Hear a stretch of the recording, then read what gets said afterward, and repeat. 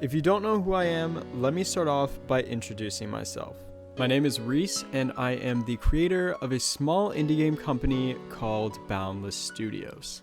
I have been developing video games for the past 2 years of my life using Game Maker Studios. Now, this engine is a wonderful piece of software creating many awesome games this past decade, such as Hyper Light Drifter, Forager, Shield Shock, Undertale, and many more. This is a wonderful game engine, and I have been grateful to start my game development journey using it. However, Game Maker has some limitations that I have run into over the past couple of years, and so begins my journey to find a new engine that fits my needs.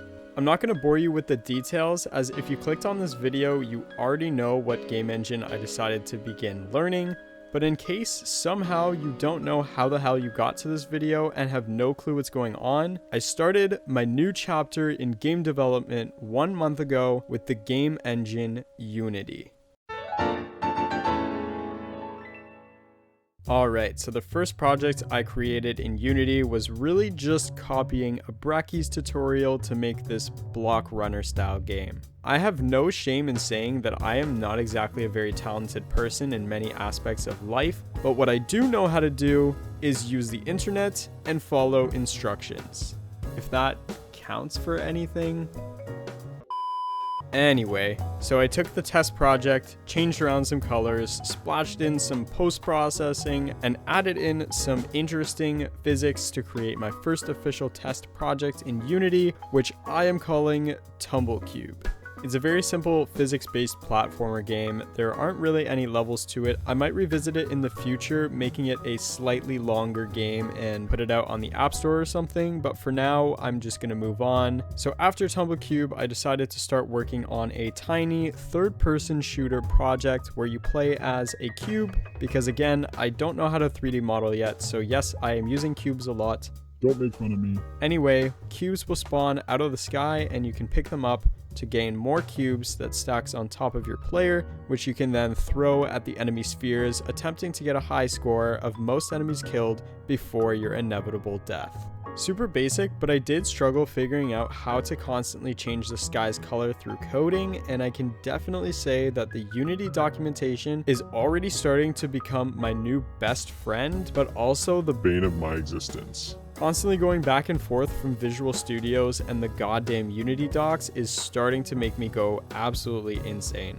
It has now been about 3 weeks since I started my journey in Unity, but I think it's time to start on my first actual commercial project. Call me crazy, but I am ready to pop off.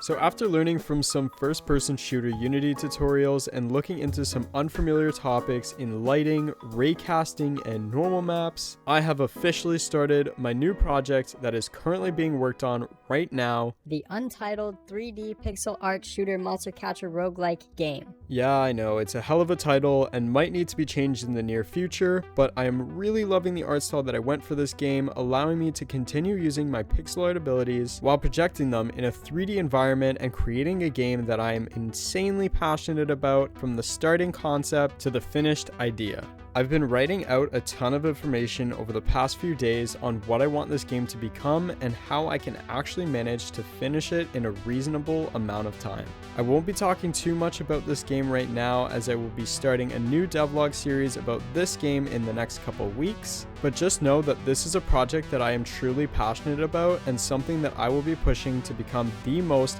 polished, planned out game I have worked on to date. I love Shield Shock, but Untitled pixel art shooter monster catcher roguelike game is going to take over my year, and I am beyond excited to start something new.